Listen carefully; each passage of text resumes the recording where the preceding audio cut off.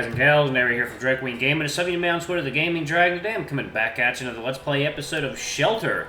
So y'all, before we jump into it, just wanted to let y'all know that our Patreon is now up for as little as $5. Y'all can help support the channel, get some awesome rewards like permanent access to our community Discord server and full access to upcoming Not Safe for Work videos. Anyway, y'all, let's go ahead and jump right back in. Alarm chain, you were up, and let's go. Alright.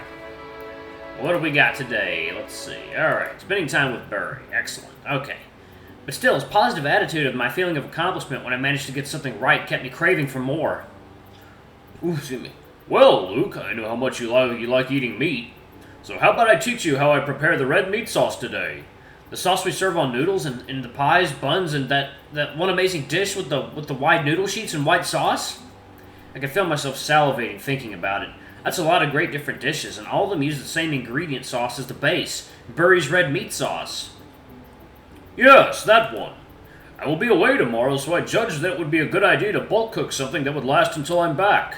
This one is perfect for reheating, even freezing if need be. You can limit tomorrow's menu just to the noodles and sauce, so at least you and the guests avoid starvation. But, Burry, isn't that recipe super advanced? Ha ha ha! Nonsense! It is true that there are quite a few steps to follow and it takes some time, but trust me, I doubt you could botch it so hard that it would not be delicious anymore, even if you make some missteps. I think you may be underestimating my ability to mess things up. I do not. I have prepared a simplified version just in case. I know from experience that that is more than enough for a wonderful meal. I know you still consider yourself a beginner, but I'm certain that you will reach a guaranteed success with that one. I believe in you, Luke. Remember, I will always be by your side to guide you. It's hard to refuse Burry's invitation when he shows so much care and consideration. He even had a For Dummies recipe version ready just for me. Aww. Let's do it then. I'm going to cook the meat sauce and have Burry eat it with fresh noodles. I want to impress him. He's going to praise me and call me a good boy. Yeah!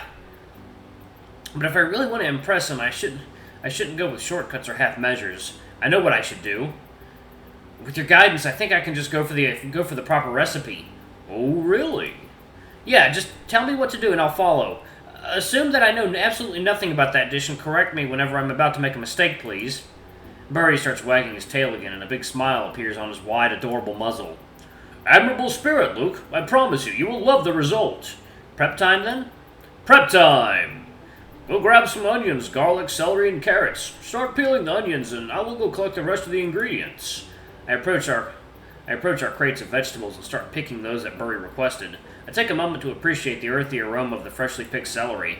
The vegetables smell wonderful, and that renews my appreciation for the perks of living in shelter, the miracle of having access to fresh ingredients in the middle of these cold lands.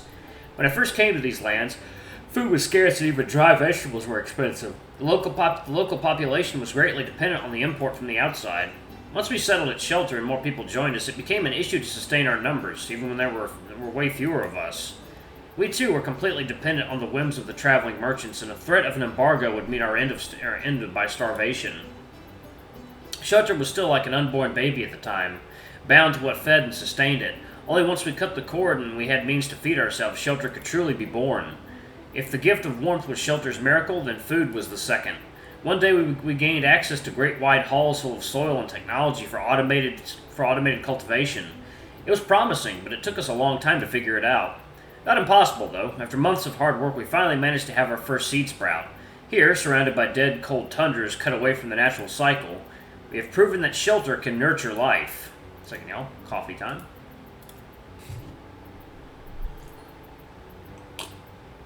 Oh, hell yeah, baby girl. It's delicious. We still keep trade with Morzeburg, the neighboring town. However, our relationship has changed. For the better for both sides, I would say. The town isn't our umbilical cord that used to keep us alive anymore. Shelter is its own beast now, and we use Morzeburg more as a point of contact with the outside world for mutual profit. I find it amazing that the fate of many towns and eventually the whole country have been shaken simply because we were able to feed ourselves. So, the ingredients would be... where did I have it? Are you looking for your recipe? Yes, I only prepared the simpler version on paper for you because I know the regular one by heart. You know what? I'll just add the missing steps on what I already have prepared for you. Allow me just a moment to... There you go. Burry shows me a small sheet of paper with neatly listed ingredients. There's meat, onion, garlic, oil, mashed tomatoes, and a few different spices. And at the bottom, he scribbled an addition of celery sticks, carrot, butter, red wine, and 1 egg. That's quite a lot of stuff. Would you rather try the simpler version after all? No, it's fine. It makes perfect sense, considering how tasty it is. I'm getting pumped up now. I'm glad. For your first try, I give you the amount of ingredients lasting a few portions. I'll be cooking a much bigger pot on the other stove, but that's the same recipe, just bigger volume. So I can mimic whatever you do? Yes, exactly. Since you will be cooking less things, you will need less time to finish some of your stages. But that is fine. You'll just turn off your burner and let me catch up a couple times. In this recipe, it is not an issue to let the ingredients rest mid-cooking. Sounds good. Let's start then. First, the onions. I choose the nicest looking onion and start preparing it in a way Burry once taught me. With 2 quick slices, I cut off the root and part of the stem. Then cut it in half and peel off the skin by hand. Now comes the hard part. I grab 1/2 the onion and ready my knife. I make a cut through it, and when I do, my eyes start to sting and tear up. Gah!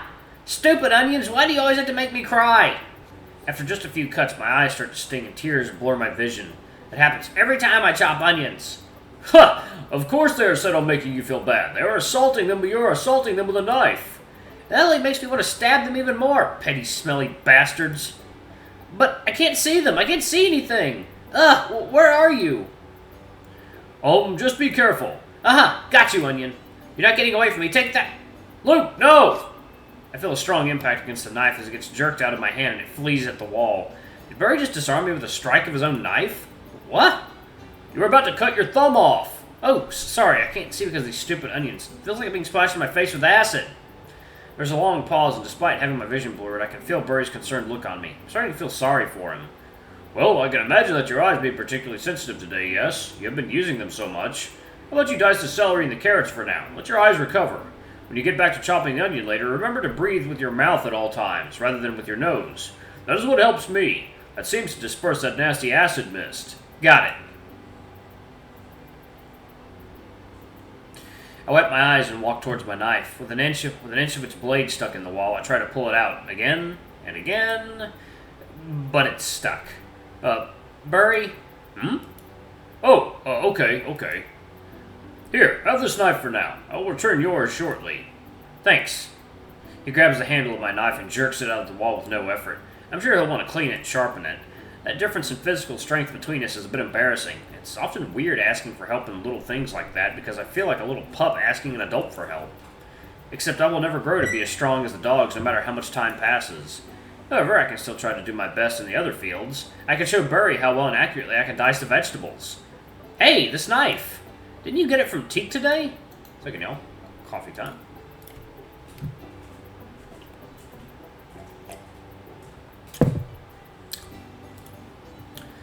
Yeah, but I cleaned and sharpened it. It's good for working with food. Burry smiles as if a mere mention of Teak cheers him up. For some reason, he seems to have a sweet spot for that dog. I was wondering about that knife. I like investigating the weapons of the ancients whenever I have a chance. Someday when we have more time, I'd love to spend some time with this one too. For now, I focus on the task at hand. I grab a long green celery stick and use the knife to cut away the endings. The leaves and hard part close to the root will be turned into compost later. The blade is a bit thicker than the usual knife, but it's still very sharp. It's probably more suited for combat, but it still does its job here too. With the endings of the celery stick cut away, I grab it by one tip and place the knife at the opposite end. Now comes the harder part. I have to cut along its length a few times before I can dice across it. It always takes me great effort to keep my knife steady and not mess up the cut, and try not to cut my fingers too. Not that it matters much in the end, except for the aesthetics, but I still want to show Burry that my knife skills are improving. I press the tip of the knife against the wooden cutting board and begin making the slice across the green stick. Starting from the end opposite to me, I go down, trying to make the cleanest, straightest cut. The level of tension is comparable to when I was dealing with that bomb in the morning. It takes all my effort to keep my hand steady as I run the knife down, slowly approaching the other end, securely held in my fingers. I can feel the sweat forming over my forehead as all my focus is centered on that cut. As I go further and further, I notice that I can no longer feel any resistance from the vegetable. The green stick seems to part on its own about half an inch before the blade even touches it, and it continues to do so as I keep moving the blade towards the other end of my left hand. I've never seen anything like... Shit! A sudden surge of pain in my thumb makes me pull my left hand away. Somehow I cut myself even without touching the blade. To make the matters worse, my right hand still clutches the handle of the knife when I jerk my body. I put a lot more pressure on the blade. I feel myself losing balance. And the blade splits the wood cutting board in half. Then it sinks through the thick metal counter all the way to the hilt. What the... Luke, are you okay? Burry tosses my knife and the sharpening stone to the side and rushes towards me to look over my clenched fist. My thumb hurts and bleeds. Luke, I beg of you, be careful with your thumbs. You have only 2 of them. It's not my fault, it's the knife. Please stay here. I'll go get a bandage. It looks like only a fresh wound, but I still may bleed for a while. Burry starts browsing through the contents of his first aid shelf, and I stare at the handle of the damn knife, sticking out of the metal counter. I grab it and try to pull it out, but of course it won't budge now. Luke! Paul! I show Burry my hand, and he starts washing it. Hey, Burry, could you pull this knife out for me too, please? No more knives for you today, Luke. I will chop the vegetables myself. I will not have you hurting yourself any further. But that wasn't my fault. There's something very weird about that knife. Burry stops for a moment and he thinks, as if a sudden realization struck him. A quiet growl rumbles in his chest. Of course! How could I be so careless? That knife stinks of magic! I want to take a look at it. Please show it to me. Burry hesitates, but eventually he pulls out the knife and places it at the edge of the counter. He then grabs a bandage and starts wrapping my thumb. Please do not touch it, okay? Just look at it. Sure. Yeah, it looks like maybe a powered knife. I take a deep breath and focus. I'm going to glance only for a short moment. Here we go. Oh, that's a powerful fucking knife. Thank you, now. Coffee time.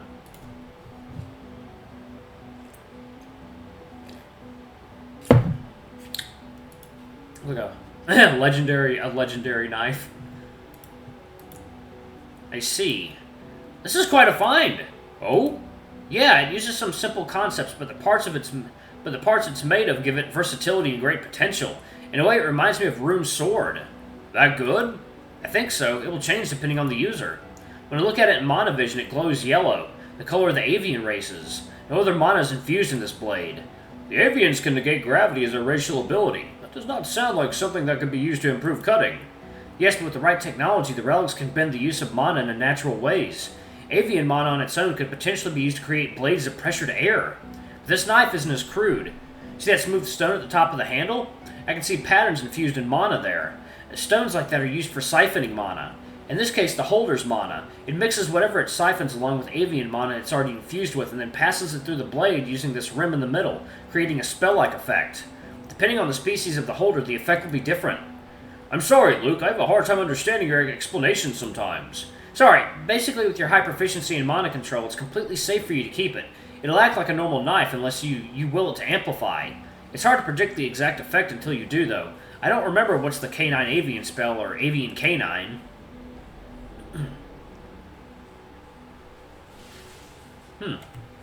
I see. Thank you, Luke. You're welcome. I was curious about this knife, too. I'm glad to have my curiosity sated. While you're at it, would you take a look at the other relic as well? The one I found under the table? Ah, damn it. Of course I do, but I just ended Mana Vision. Ha! It matters little. We have gotten ourselves distracted long enough. I will give your knife the last wash and we can get back to cooking. Burry puts the magic knife back in its holster and pats my head with affection. I can see the deep concern on his face. Alright, y'all, I'm going to go ahead and pause it right there. Thank y'all so much for watching. Don't forget to like, comment, subscribe, ring that notification bell, and check out our Patreon if you can. It always helps. Anyway, I love you all. I'll see y'all in the next video. Bye-bye!